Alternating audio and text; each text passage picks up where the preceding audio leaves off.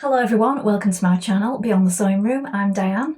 So today I thought I'd share a few of my latest makes, what I've been up to, and I've got a few plans for what I want to make in future, but I'm a little bit at that stage at the moment where when you go in the wardrobe and even though you make clothes, there is nothing that you want to wear, mainly because the weather is just all over the place at the moment. So the sun is shining right now, but anyone in the UK will know that this past week has been ridiculous. So we've had rain, it's been freezing cold, wind blow, and then sunshine the next minute. So you just never know what to put on. So most of it is probably just that. Once summer kicks in properly, it's fine. I've got plenty of summer dresses. But yeah, I just don't know the plans for sewing at the moment. It's like, what do you want to wear? So therefore, what do you want to make that you can actually wear in these sort of changeable seasons? So what I have made this past few weeks is a couple of summery things, and I've had the chance to wear one of my dresses that I've made once because it was gorgeously hot, and then the week after it's freezing, so it's not been worn since. But I'll jump straight in and show you the first thing that I've made so I don't keep you waiting too long. So I did mention a few weeks ago that I had some brand ambassador fabric to do for Minerva, so I've done that, and that was the first thing that I did. And this was for me. So I've made it for me. Most of what I do sort of day to day through the week is for samples, for work, so I don't get to keep all of that. But this was a project I was doing for me, and I decided to make McCalls 7950. I have tested this one out before, so I knew it worked, but that one was a sample. This one I did for myself. So I'll insert some images so you can get a better look, and if you fancy making this pattern for yourself, it's a really nice one. It's really comfortable, it's great for the summer and for summer holidays. And I did that view there on the cover, which is a view C.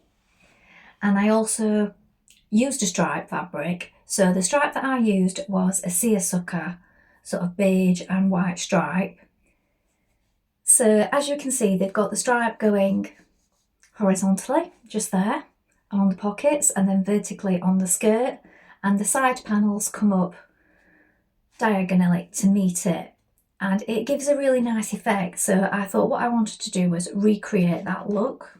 So although my stripe is much more subtle, that's the one that I've gone for. And then fortunately I had enough sort of odd buttons to do the front without buying additional ones. When I say odd, they're all exactly the same size. It's just that half of them were off-white and the other half were white.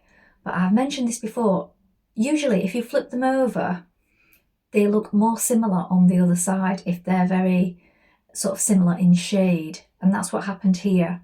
So just in case there was any sort of glaringly obvious sort of indication that they weren't exactly the same, I've alternated them as well. And then once it's on, you can't see it at all. I showed it my husband, he didn't pick it up. So that's what I've done with the buttons, and I've also used a slightly smaller one on the button.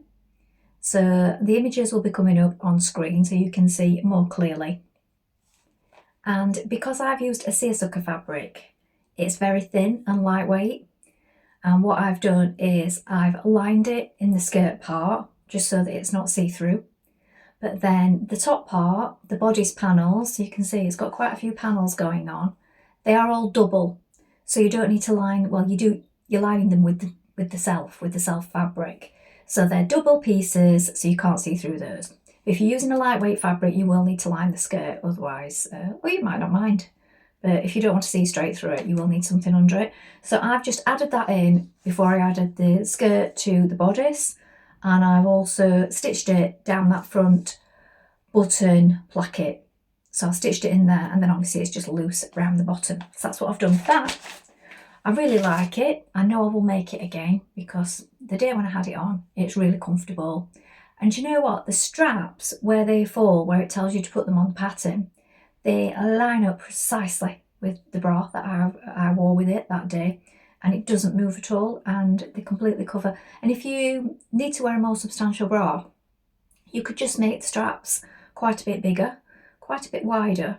If you know, some people need to wear a more substantial bra, and sometimes it can be a real pain if you've got skinny little straps. So if you just make the straps wider, they will cover that up fine. So yeah, a great one for your summer holidays if you're looking for something to make for the nice hot weather.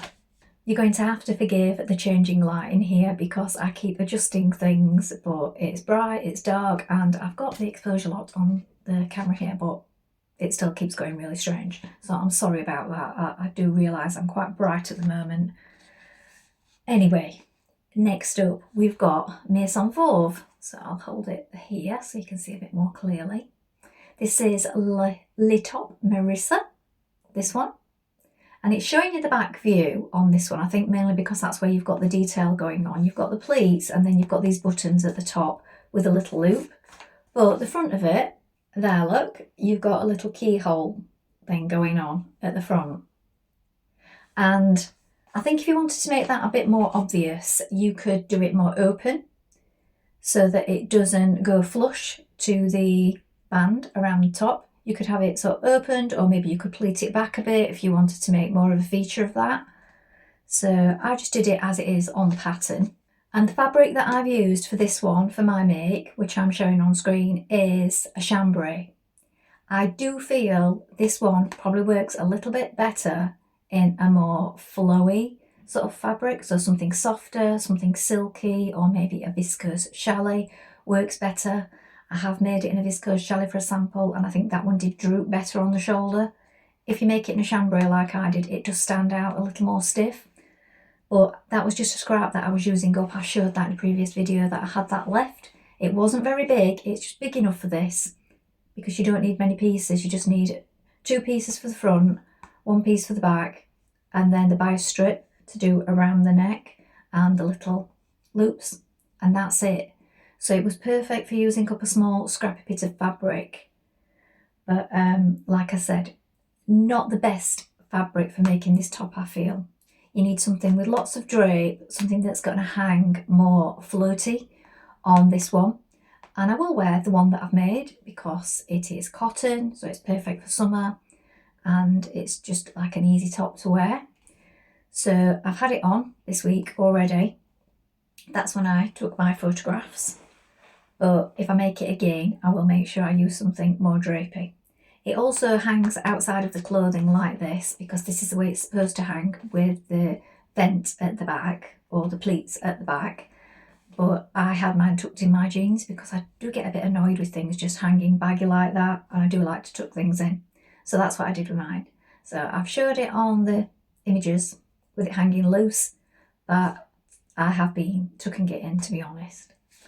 It's really easy. So if you're looking for something for the summer, you want to make a few tops, easy beginner make, and you like a loose floaty top, I would go for this one because it's quick to make, hardly takes any time at all.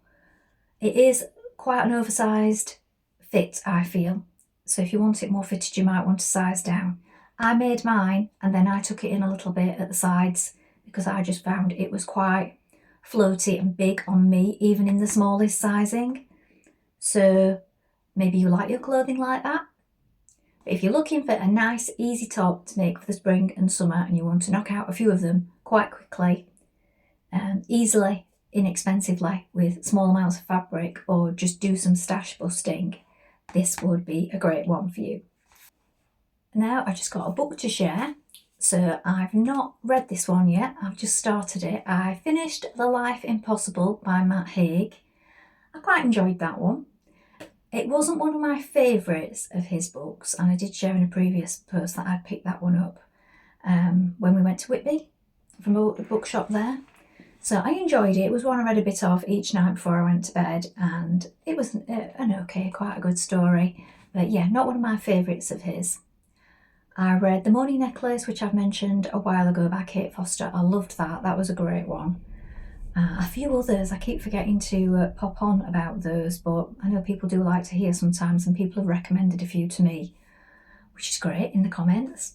This one I picked up from Peaks Bookshop it's just outside Buxton, so in the Peak District, and I picked up a few books for myself, and this was one of them. So I've read Emma Donoghue before.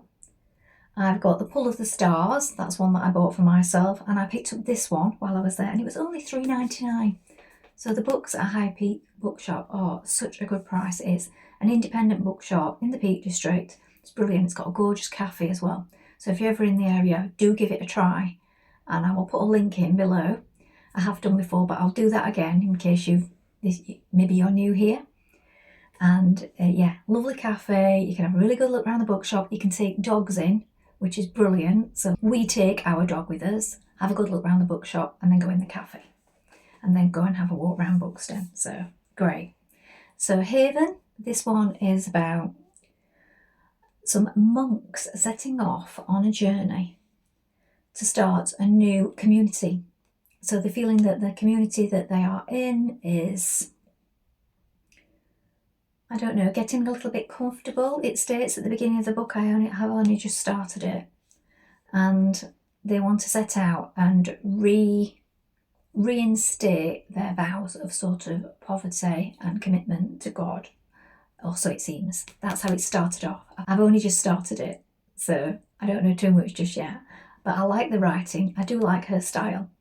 And I've just made a start on that. So yeah, this is my evening read at the moment. So I'll let you know how I get on with that one. So that's Haven. And then I've also started my new cardigan sweatshirt. Some of you might know I'm new to knitting here. So usually it's all about sewing. I'm wearing the one that I made today.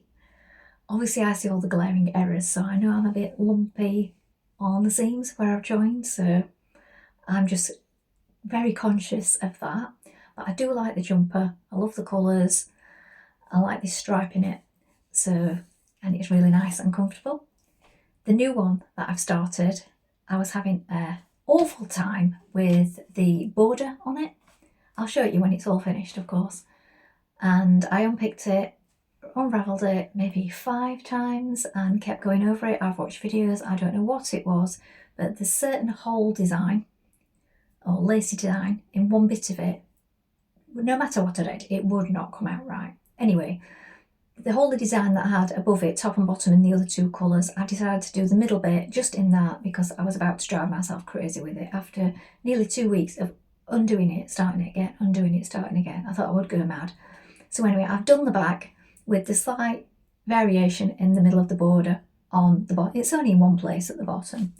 And I will come back to it at a later stage and figure out that pattern. But I thought at the moment, before I put myself off, I need to just do something different at this point. So that's what I've done. I've completed the back. I'm now on one of the fronts.